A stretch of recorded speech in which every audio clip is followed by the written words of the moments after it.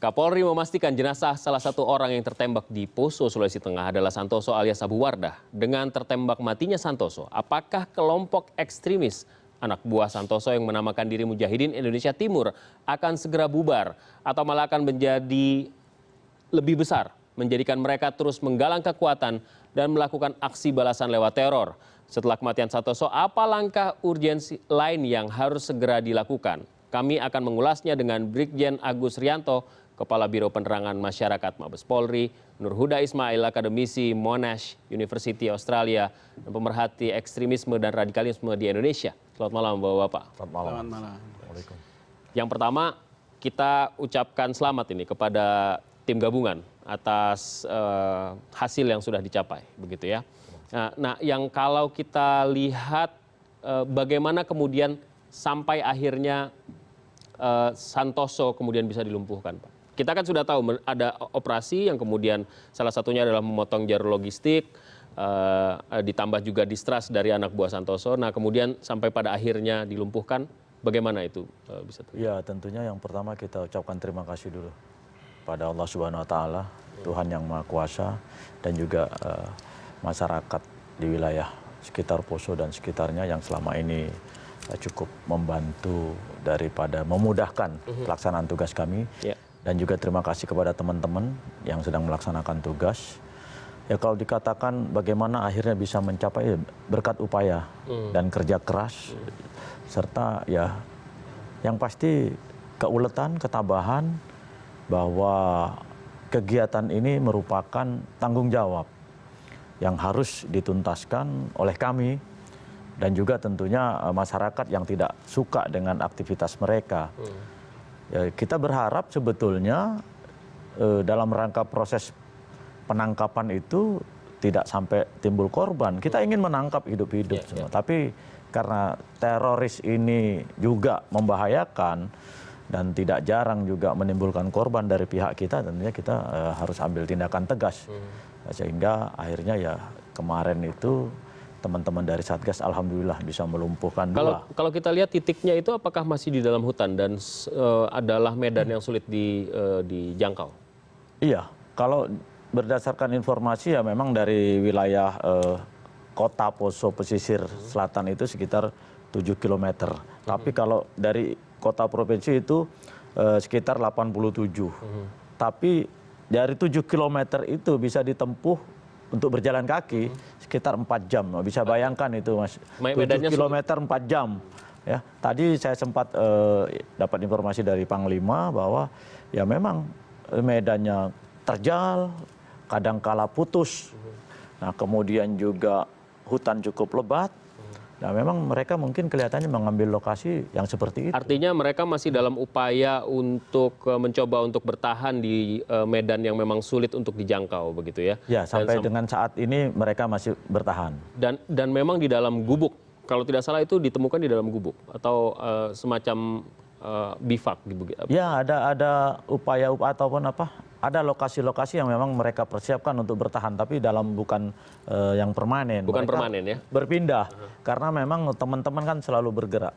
Sejak beberapa bulan terakhir sudah dikatakan oleh Pak Kapolri bahwa kita terus mendesak mereka sehingga mereka tidak bisa beraktivitas lebih leluasa lagi, termasuk memotong aliran logistik itu. Tapi kalau dilihat jumlah orang yang ikut dengan Santoso tidak terlalu banyak ya. Justru sebenarnya kombatannya tidak ikut dengan Santoso. Atau bagaimana? Berapa orang sesungguhnya yang ada di situ?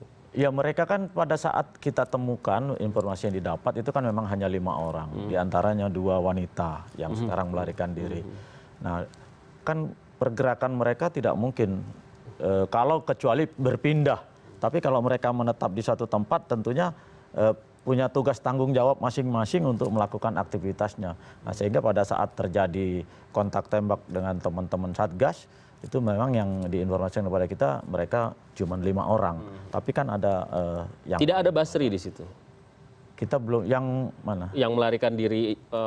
Kita belum bisa pastikan apakah yang bersangkutan termasuk dalam yang melarikan diri ataukah tidak. Belum bisa pastikan. Karena kan ada 2, Ali Kalora dan Basri sebagai panglima dari, kalau misalnya bisa menggunakan istilah itu, panglima dari Santoso ini. Ya. Gitu ya. Kita prediksi atau kita perkirakan apabila memang Santoso sudah dinyatakan betul-betul tewas, kemungkinan Basri ataupun Ali itu yang akan melanjutkan. Nah, itu pertanyaan saya selanjutnya, Mas Nur Huda. Seberapa besar Mujahidin Indonesia Timur ini kan sebenarnya kan gerombolan Santoso sebenarnya gitu kan. Mereka membentuk sendiri dan kemudian jumlahnya tidak lebih dari 19 orang sekarang yang tersisa. Seberapa besar kemungkinan Basri dan Ali Kalora bisa membawa Panji dalam tanda kutip kalau bisa menggunakan istilah itu, meneruskan perjuangan Santoso? Ya, saya kira kalau kita melihat dari sisi sejarah sejak tahun 2002 sampai hari ini, memahami fenomena terorisme itu harus seperti puncak gunung es gitu. Yang kita saksikan hari ini itu puncaknya, bahwa Santoso kemudian bisa dinetralisasi. Tetapi kemudian akan muncul regenerasi baru terus-terusan.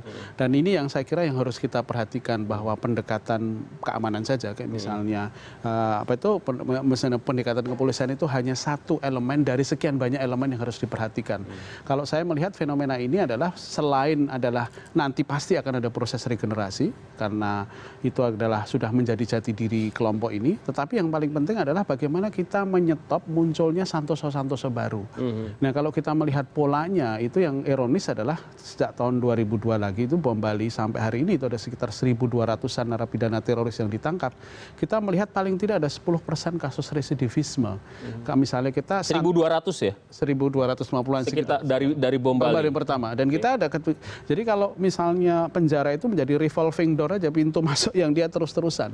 Ya kayak misalnya Santoso sendiri itu kan juga adalah residivis, dia dulu pernah terlibat. Bahkan kalau misalnya Basri, yang kebetulan saya pernah beberapa kali wawancara ya, ngobrol, dia mantan penyanyi rock, banyak tatonya, terus kemudian dan orang kan kita melihat bahwa ini digerakkan faktor agama. Orang sering melihat memotret ini adalah karena kemudian pakai simbol-simbol agama tertentu. Tetapi kalau kita melihat secara mendalam, ada faktor lain, yaitu faktor sosial budaya politik. Misalnya kalau kita ngobrol, misalnya bagaimana kalau mereka turun hak-hak mereka. Hak-hak itu misalnya ketika konflik tanah-tanahnya, itu kan sudah bukan domainnya polisi. Jadi harus ada bahwa hari ini kita memang melihat ada yang 19 orang yang kita tahu. Tapi faktanya kita akan selalu muncul gerakan-gerakan baru misalnya. Apa hubungannya dengan misalnya apa terjadi di Solo. Kemudian bagaimana nanti mungkin nggak kita itu bergeser ke wilayah lain selain wilayah Poso gitu. Misalnya Bima misalnya. Apakah jadi titik-titik rawan itu, oleh karena itu memang saya kira setiap upaya negara itu harus melibatkan banyak civil society. Masyarakat itu kalau kita tadi ngomong sebetulnya what next itu ya jadilah pelibatan sebanyak mungkin civil society. Nah, pertanyaan selanjutnya Pak Agus, seberapa besar sebenarnya kans dari Ali Kalora dan Basri ini untuk memegang posisi itu? Karena kan ini kan Mas Huda tadi sudah mengatakan ini selalu dalam sejarahnya ada regenerasi ini, melanjutkan, apalagi kalau misalnya menggunakan simbol-simbol agama begitu kan, ini jihad dan lain sebagainya. Seberapa besar potensi keduanya? Iya, tadi kita sudah bahas di awal bahwa dalam perkiraan kita, dalam data yang kita miliki, apabila Santoso tewas, itu berarti yang melanjutkan kalau tidak Basri adalah Ali Kalora. Berarti kan mereka sudah punya hierarkinya Basri terlebih dahulu. Ya, yang kita dapat seperti itu. Tapi apakah nanti mungkin seperti yang kita prediksi ataukah ada perputaran yang lain, ya tentunya itu bagian daripada regenerasi. Atau mungkin mereka ada splinter begitu, tiba-tiba kemudian ada nama lain yang sejauh ini hanya 2 nama itu. Yang kita itu. Ya kalau misalnya kalau kita melihat polanya ya, sebetulnya kelompok kekerasan itu akan menjadi lebih mengeras lagi. Itu kalau muncul splinters. Jadi splinters kalau sudah menjadi menyempal, sempalan ini akan cenderung membuktikan dirinya lebih agresif. Unggul daripada yang lain.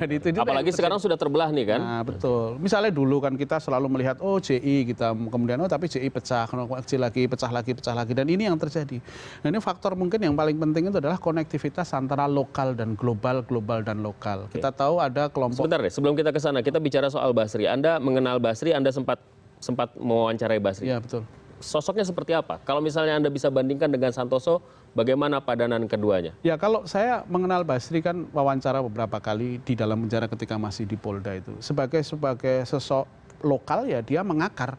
Karena kan dia anak Poso, mantan pemain rock. Terus ya dia punya kemudian sejarah yang bisa didaur ulang yang akan banyak rakyat orang Poso itu bisa mengidentifikasi dengan kisah dia gitu. Misalnya bagaimana keluarga kemudian menjadi korban kekerasan konflik yang belum terselesaikan. Jadi kan oleh karena itu kan faktor menjelaskan bagaimana bisa menjelaskan sebuah kelompok kecil yang bisa bertahan sekian tahun. Artinya ada proses logistik dan support yang terus-terusan diberikan yang secara diam-diam sebetulnya Anda menduga ada simpatisan-simpatisan yang memberikan dukungan? ini bukan menduga tetapi kan faktanya mereka bisa menjadi terus-menerus begitu kan dari mana gitu logistiknya. Orang mengatakan bahwa mereka melakukan pembegalan, perampokan ke bawah dan lain sebagainya untuk bisa bertahan. Itu kan salah satu mekanisme. Jadi itu hanya satu resource mobilization gitu. Bagaimana mereka itu memobilisasi sumber dayanya. Misalnya kan yang menarik misalnya kalau dulu kalau mereka masih tradisional rekrutmen, tapi sekarang kan adanya sosial media, akhirnya kan mobilisasi dana melampaui batas-batas wilayah Poso, desa yang kecil jauh banget itu, karena adanya sosial media itu, sehingga pendanaan yang kemudian ada yang hacking atau apa kan untuk begini. Kira-kira begitu. Oke, kita akan lanjutkan perbincangan ini, tetaplah bersama kami di CNN Indonesia Prime News.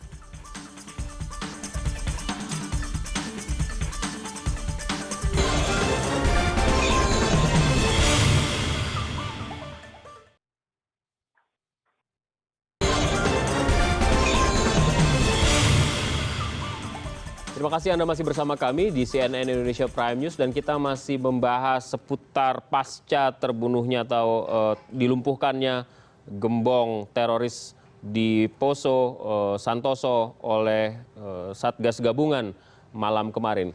Kita juga sudah terhubung dengan Wakapolda Sulawesi Tengah yang juga Kepala Satuan Tugas Operasi Tinombala, Kombes Pol Leo Bona Lubis. Pak Leo bisa mendengar suara saya, Pak?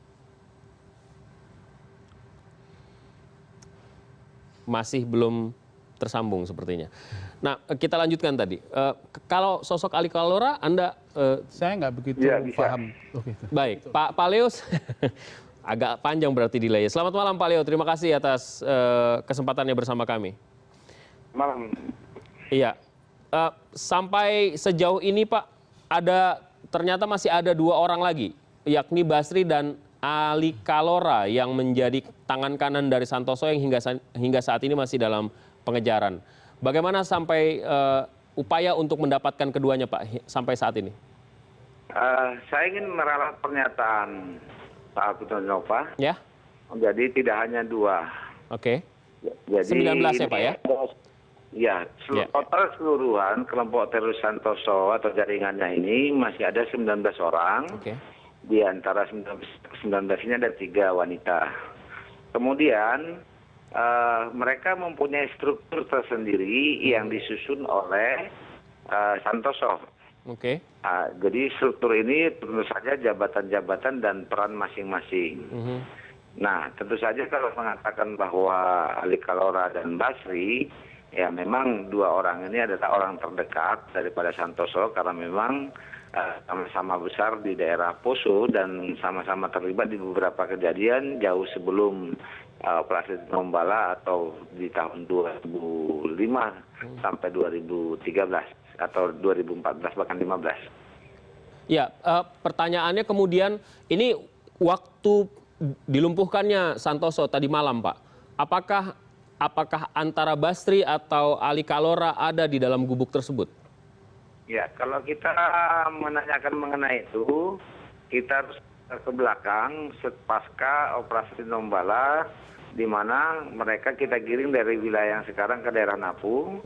Kemudian di sana kita melakukan penindakan sehingga beberapa anggota Santoso ini tewas dalam kontak tembak dan beberapa kita tangkap.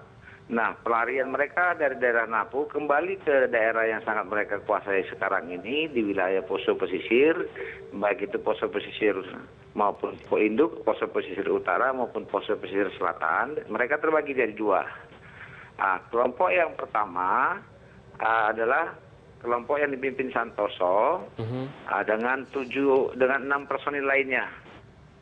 Nah, kelompok yang kedua dipimpin oleh Ali Kalora dan Barok. Barok ini termasuk panglimanya kelompok Santoso ini yang berasal dari Bima. Nah, demikian. Baik, kalau Basri ini di mana Pak posisinya Pak? Melekat bersama Santoso? Basri ini melekat dengan Santoso atau masuk kepada kelompok yang 7. Di mana kelompok yang ke-7 ini mereka berdiam di dusun atau desa Kilo Kompleks, sedangkan kelompok lainnya sejumlah 16 yang sudah kita lumpuhkan 3 di awal operasi Tinombala yang kedua. Ini dipimpin oleh Ali Kalora dan Baro di daerah Padang Lembara atau Pantang Lemba sampai ke Tangkurah, daerah perbatasan poso pesisir utara, poso pesisir induk dan poso pesisir selatan. Baik, berarti ketika dilumpuhkannya Santoso kemarin, Basri kurang lebih ada bersama Santoso ya Pak ya? Mungkin termasuk yang melarikan diri.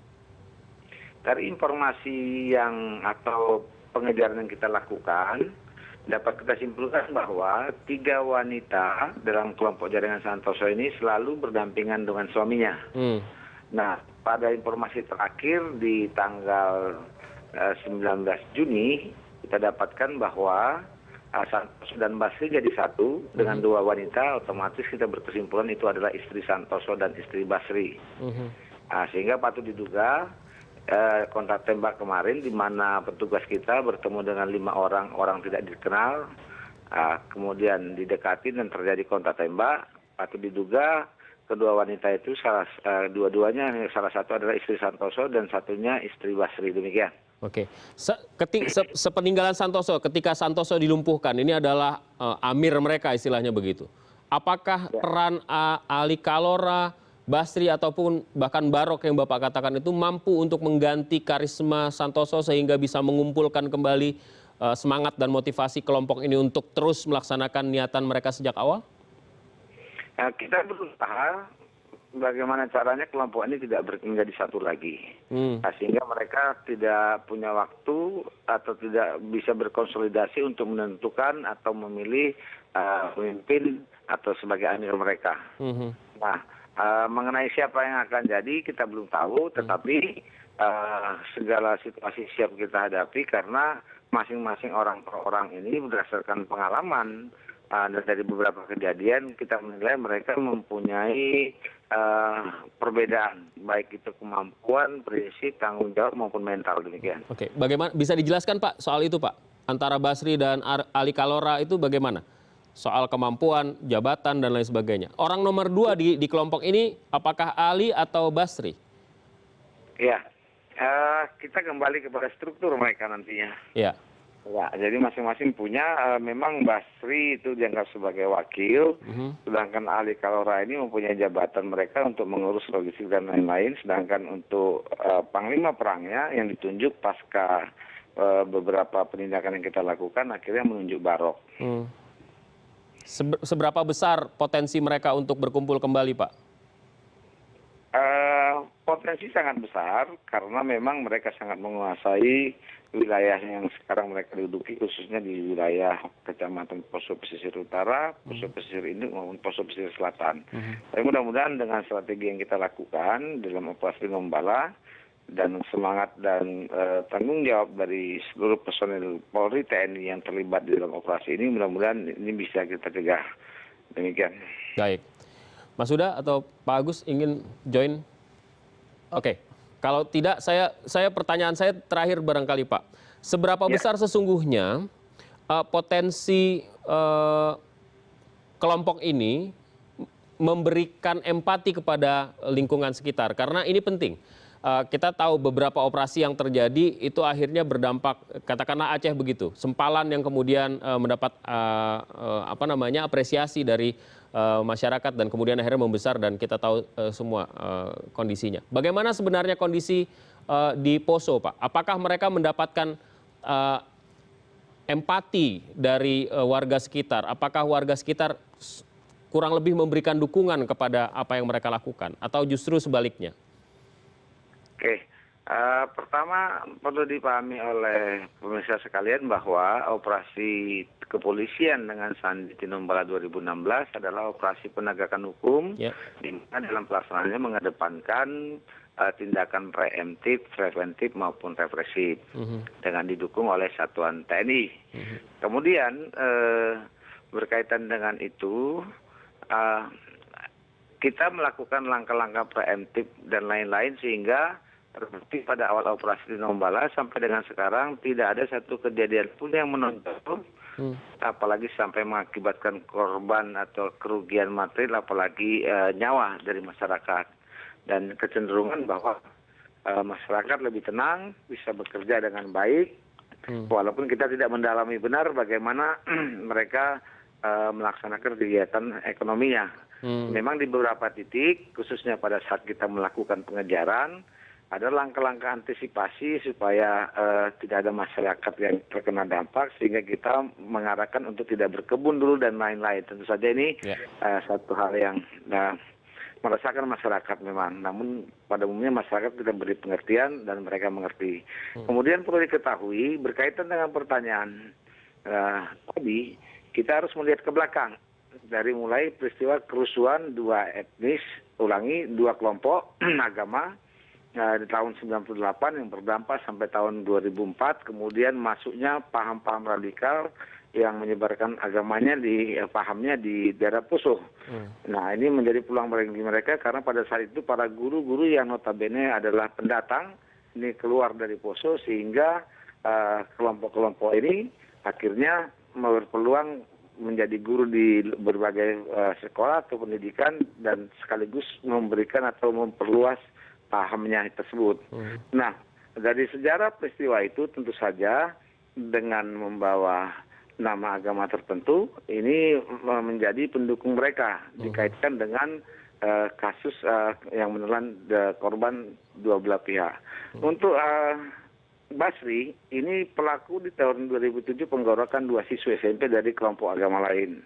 Jadi hari ini semua keterkaitan, sehingga beberapa daerah di wilayah Poso, khususnya Poso Pesisir Utara, Poso Pesisir Induk, dan Poso Pesisir Selatan, ada beberapa kantong-kantong yang bisa kita katakan sebagai simpatis atau pendukung mereka.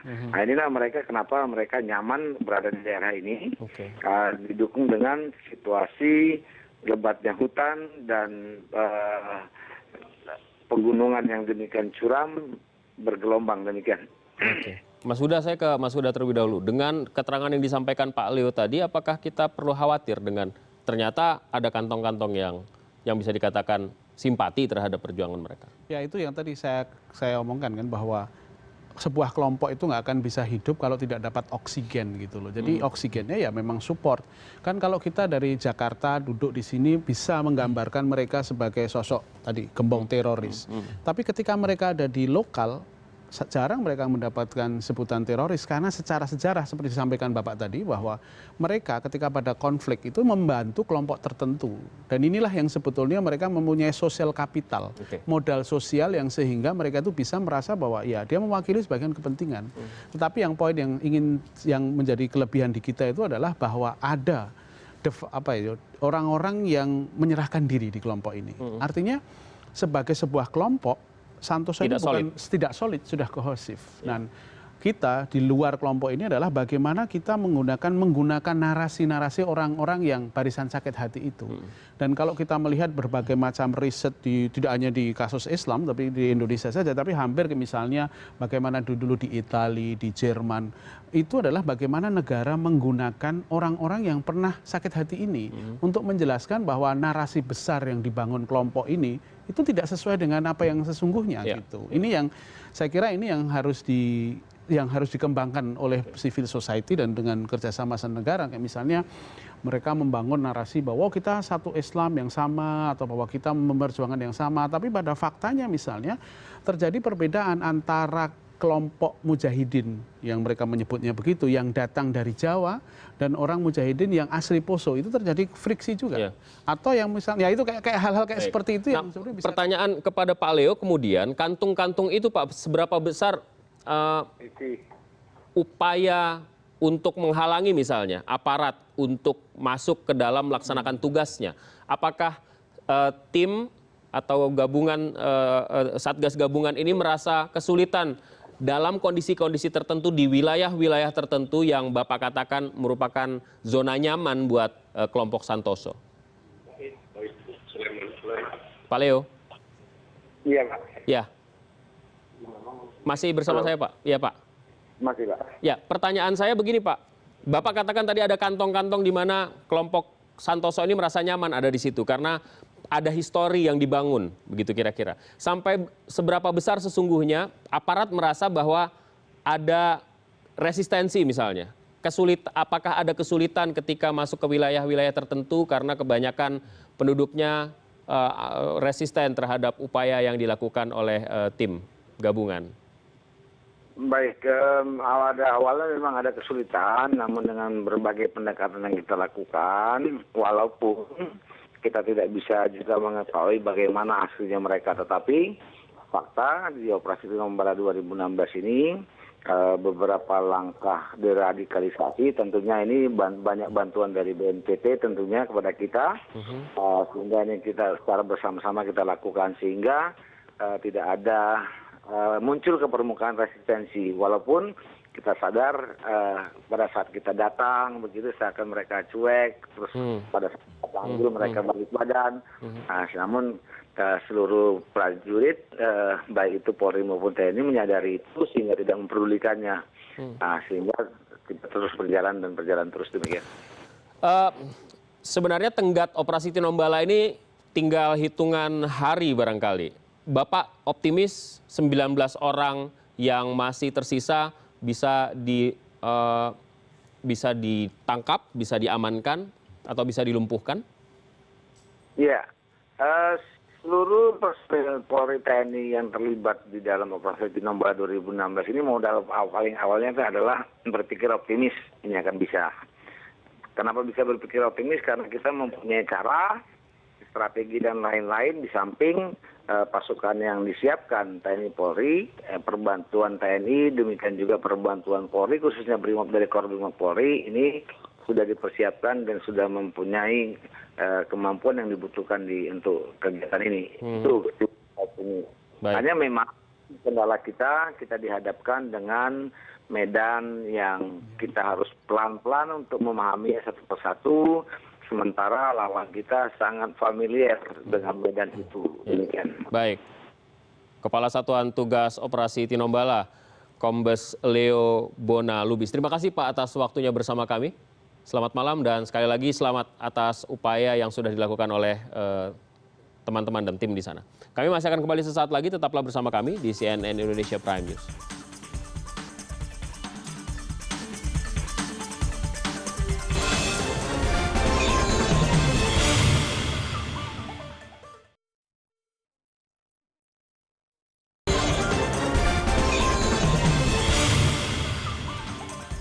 Terima kasih Anda masih bersama kami Pak Agus. Operasi Tinombala itu berakhir Agustus kalau tidak salah. Ya. Apakah kalau misalnya, ini kan operasi Tinombalanya sendiri sudah diperpanjang lagi sampai akhirnya kemarin malam kita dengar kabar Santoso dilumpuhkan. Apakah kemudian sampai tuntas 19 orang ini dilumpuhkan atau bagaimana nasibnya? Ya sebetulnya gini Mas, operasi Tinombala itu dibuat setelah merupakan perpanjangan dari operasi Camar sebelumnya. Betul. Sasarannya targetnya adalah Santoso karena memang beberapa mungkin yang dianggap orang-orang penting di jaringan kelompok teroris ini sudah kita lumpuhkan maupun yang sudah kita proses. Tinggal Santoso ini yang gembar-gembornya bahwa dialah sekarang yang kuat di wilayah timur ini. Akhirnya itu merupakan quick win yang diberikan oleh pemerintah dalam Bapak Presiden kepada Polri. Salah satunya adalah penumpasan kelompok radikal Santoso ini.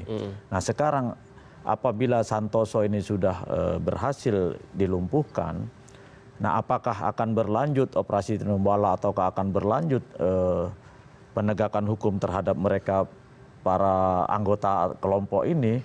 Ya kalau operasinya mungkin setelah berakhir ya berakhir, tapi kan upaya penegakan hukum terhadap mereka-mereka yang terduga masuk dalam kelompok ini akan terus kita lakukan. Penegakan hukum bukan hanya tadi dalam artian represif yang kita lakukan, tapi mulai tahapan-tahapan kegiatan yang kita lakukan. Kalau dari pihak Polri lebih memilih bagaimana? Apakah operasi bentuknya atau ya bisnis as usual aja, kemudian ada upaya bukan bisnis as usual juga, tapi artinya dalam kegiatan yang dilakukan di luar skop operasi misalnya. Jadi gini Mas, untuk kegiatan di kepolisian itu ada kegiatan rutin, ada operasi kepolisian. Nah kegiatan rutin itu selain operasi kepolisian ada kegiatan rutin yang ditingkatkan. Jadi bentuknya hampir mirip operasi, hanya tidak ada batasan. Jadi kalau operasi ini batasannya ada, waktunya ada, anggarannya ada, orang-orangnya itu memang dibatasi. Makanya operasi Tinombala kemarin yang pertama Januari sampai Maret, diperpanjang sampai dengan Mei, diperpanjang lagi sampai dengan Agustus. Nah apabila nanti kita lihat perkembangannya setelah Santoso ini dilumpuhkan, apakah nanti akan ada operasi Tinombala perpanjangan ataukah kembali kepada situasi kegiatan rutin ini? Nanti, apakah yang ditingkatkan ataukah kegiatan rutin biasa? Itu tergantung nanti perkembangan situasi yang ada. Tapi yang pasti teman-teman kami dari Densus khususnya tetap akan melakukan langkah-langkah proses penelusuran dan penyelidikan terhadap mereka-mereka yang diduga terkait ataupun masih berafiliasi dengan kelompok-kelompok teror ini. Makanya kita menghimbau kepada seluruh masyarakat yang masih ikut dalam kelompok ini untuk segeralah, mari kita sama-sama membangun negeri ini, sama-sama melaksanakan upaya-upaya membantu pemerintah sehingga kita semuanya bisa melaksanakan aktivitas dengan baik. Kalau preferensinya Mas Huda bagaimana? Kalau saya secara pribadi kan lagi ya saya kan dari civil society ya. Jadi pendekatan keamanan itu hanya satu elemen. Ya, ada masih elemen banyak lagi kayak misalnya masalah trauma penduduknya, terus kemudian bagaimana anak-anak, itu faktor yang penting. Kita jangan lupa bahwa Santoso itu kan dulu cuma dalam tanda petik itu kan cuma pasukan bebek dia itu. Jadi cuma bawa-bawain senjata gitu. Tapi karena kita tidak ada diikuti dengan upaya sistematik mendorong orang-orang seperti ini untuk bisa menjadi anggota produktif masyarakat, ya dia masuk ke wilayah-wilayah yang kemudian seperti ini menjadi kelompok kekerasan. Dan kalau kita pendekatannya tanpa diikuti dengan sosial politik, kita akan lupa bahwa ada namanya terrorpreneurship gitu. Ada orang yang diuntungkan, ada orang yang diuntungkan dengan konflik ini. Misalnya politik lokal yang misalnya kasus korupsi di sana gitu. Jadi energi masyarakat tidak lari ke Santoso, tetapi lupa terhadap bahwa pembangunan di sana juga sebetulnya ada permasalahan besar begitu. Dan ini kan juga ini yang ada yang diuntungkan, dan ini ya juga itu. Ya lagi-lagi contoh Aceh adalah contoh yang mungkin bisa merepresentasi itu ya. Nah itu kan juga misalnya kan kita juga harus melihat, mencoba membandingkan kenapa misalnya di Ambon jauh lebih bisa lebih relatif bisa terselesaikan dan kemudian Poso sampai berlarut-larut. Itu saya kira juga bagaimana setting setting tata kota kelola itu juga berpengaruh. Kalau misalnya di Ambon itu kan antara penduduk yang setting antropologi. Ya setting antropologi misalnya Muslim Kristen sudah bercampur dan keterlibatan para pemimpin agama yang di situ politiknya itu luar biasa gitu loh. Nah kalau di Poso itu kan masih terjadi segregasi secara geografis gitu. Kelompok Islam kemudian ada di wilayah pesisir, kemudian kelompok Nasrani yang ada di atas, tentena itu, dan ada jarak. Kalau orang itu jarang bersinggungan, tidak ada terjadi politik perjumpaan gitu. Orang itu kan orang takut, khawatir dengan yang berbeda itu kan karena nggak pernah berjumpa gitu. Jadi kalau misalnya operasi tetap dilakukan, sebenarnya operasi recovery sosialnya, kalau saya melihatnya begitu. Dan tidak hanya melibatkan TNI Polri, yang kita maksudkan gabungan ini kan selalu TNI Polri. Padahal gabungan itu kan bisa yang lain-lain sebenarnya. Nah, kalau saya kan dari civil society, saya selalu lebih concernnya begitu. Dan sekarang ini kan seolah-olah yang terjadi di masyarakat, penanganan terorisme itu panglimanya keamanan. Padahal itu kan kalau keamanan itu kan kalau susu sudah tumpah polisi yang bersihin gitu. Bagaimana kita itu susunya sebelum tumpah itu gimana? Preventifnya itu gimana? Cara berpikir kritis anak-anak mudanya, lapangan pekerjaan. Kita melihat loh banyak masalah kasus di Poso itu salah satunya juga masalah pengangguran yang cukup tinggi. Dan masalah ini juga jarang dilihat. Barangkali ada catatan Pak dalam operasi yang mengejar Santoso ini, ada beberapa aspek yang menjadi catatan Polri misalnya atau Satgas, sehingga ini kayaknya perlu bantuan nih kita nih, harus ada intervensi nih di pihak-pihak tertentu terhadap kasus ini. Ya sebetulnya upaya yang disampaikan oleh Mas Nur Huda ini sudah dilaksanakan secara simultan Mas, secara bersama-sama. Ya tadi kita kalau dari Polri sendiri preemptif, preventif dan penegakan hukum itu. preventif teman-teman dari intelijen maupun fungsi lain, preventif melakukan langkah-langkah patroli, penegakan hukum Barreskrim. Nah di luar itu sudah ada, tadi juga disampaikan oleh Pak Leo, bagaimana program deradikalisasi yang dilaksanakan oleh teman-teman BNPT. Nah kemudian juga dari preemptif ini kita juga melibatkan tokoh-tokoh setempat. Jadi sudah tokoh agama, tokoh masyarakat, tokoh pemuda sudah kita libatkan untuk sama-sama ya itu memberikan apa ya himbauan, ajakan kepada masyarakat untuk betul-betul lah menyadari bahwa langkah yang dilakukan oleh kelompok ini itu tidak benar, tidak boleh dia melanggar undang-undang maupun secara agama juga tidak ada agama yang membolehkan orang lain membunuh orang gitu. Pak Agus, apakah artinya begini, apakah sosok Santoso dan kematian Santoso itu bisa dikategorikan atau kita khawatir Santoso itu bisa dimartirkan begitu? Sehingga yang tadinya 19 ini ketimbang mereka bawa senjata, mereka turun dulu ke lapangan, memprovokasi warga yang tentu saja masyarakatnya yang punya kedekatan emosional, kedekatan histori. Sehingga akhirnya merekrut lagi, sehingga akhirnya timbul kelompok yang baru lagi. Seberapa besar kemungkinan itu terjadi dengan aktor-aktor yang sekarang ada Basri, ada Ali Kalora dan Barok? Bisa saja mungkin nambah, tapi bisa juga tidak. Buktinya setelah kita lakukan proses penegakan hukum, dari beberapa ini terus berkurang jumlah mereka. Dan memang kesadaran masyarakat yang ada di sana sudah mulai meningkat. Tapi pertanyaannya mungkin nggak Santoso itu dimartirkan? Ya kalau kita melihat sejarahnya kan begitu. Makanya saya misalnya ya dari paling tidak dari yang tersangka teroris ditembak mati itu ada jumlahnya sekitar 90-an atau berapa saya nggak tahu. Itu dari jumlah mereka itu kan selalu menjadi sebuah cerita-cerita rekrutmen kelompok ini. Menjadi legend. Legend Nina Bobo, dan inilah yang sebenarnya menjadi daur ulang yang kita khawatirkan.